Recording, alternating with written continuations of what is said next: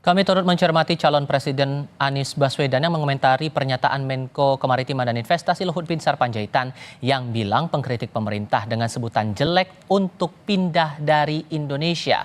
Anies menilai kritik merupakan prinsip yang harus ada dalam kehidupan berdemokrasi. Pemerintah menurutnya harus menjadikan kritik sebagai kesempatan untuk menjelaskan kepada publik. Pentingnya kenapa dalam prinsip demokrasi itu ada kebebasan berbicara. Jadi kalau ada komentar dan kritik, ini jadikan sebagai kesempatan untuk menjelaskan pada publik. Tapi bukan kemudian yang kritik dari salah. Kalau enggak prinsip dasar demokrasi minimal 3. 1, kebebasan berbicara, khususnya mengkritik pemerintah. Yang kedua adalah pemilu yang adil, jujur, bebas. Yang ketiga, adanya ruang bagi oposisi. Jadi memang segalanya sifatnya adalah seimbang. Kita semua harus bangga jadi orang Indonesia. Ya, kita kritik bangsa kita, tapi kritik yang membangun. Jangan kritik merasa semua jelek, semua jelek. Kalau jelek pindah aja kalau dari Indonesia ini. Ya, saya suka kesel juga kadang-kadang bilang ini kurang Allah. Aku tanya juga, saya lihat sekarang, dulu waktu dia jadi pejabat apa kerjanya, tak jelas juga. Kan sekarang jejak digital kamu kan kelihatan. Jangan sombonglah kau, bicara-bicara kritik-kritik kau, you have done nothing. Atau mungkin the other way around, kau tuh juga mencuri waktu kau menjabat. Kita pejabat-pejabat itu harus berikan contoh, seperti Pak Jokowi, dia berikan teladan. Menko Kemaritiman dan Investasi Luhut Binsar Panjaitan meminta mantan pejabat yang kerap mengkritik jelek pemerintah untuk lebih baik angkat kaki dari Indonesia. Menurut Luhut, 10 tahun pemerintahan Jokowi, Indonesia banyak dapat pujian dari negara lain dan mencontoh program-program pemerintahan Jokowi.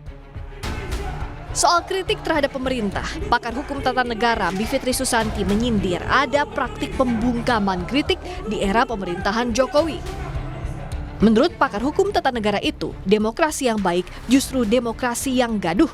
Namun ia menilai yang saat ini terjadi justru orang dipaksa tak melawan atau ada legalisme otokritik terselubung. Negara harusnya adalah soal hak asasi warga dan pembatasan kekuasaan.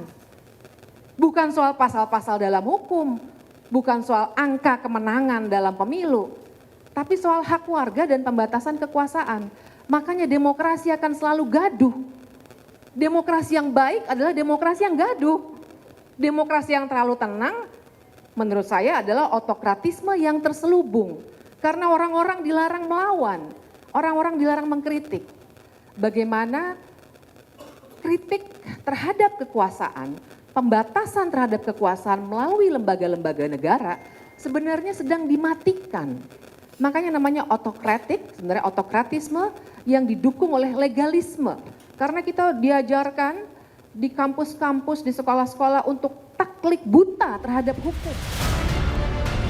Kritik soal praktik demokrasi di era Jokowi juga diserukan akademisi Universitas Islam Indonesia di Yogyakarta. Mereka meminta partai politik menjadi oposisi dan gerakan pembangkangan sipil. Dalam orasinya, mereka menolak hasil pemilu 2024 yang dituding curang karena diduga syarat kepentingan politik dinasti Presiden Jokowi. Pembangkangan sipil dalam bahasa Inggris civil disobedience adalah satu cara publik masyarakat tidak mentaati pemerintah ketika apa yang digariskan, diperintahkan, diprogramkan dalam kebijakannya tidak sesuai dengan real konstitusi, tidak sesuai dengan hati nurani, melanggar etika, membangkangi norma, dan lain-lain. Jadi pembangkangan sipil harus dilakukan dengan cara-cara yang bermartabat.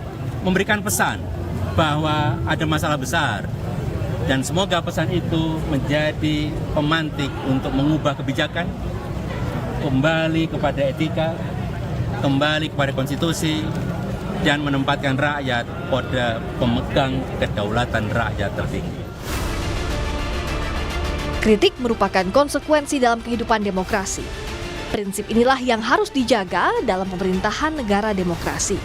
Tim Liputan Kompas TV.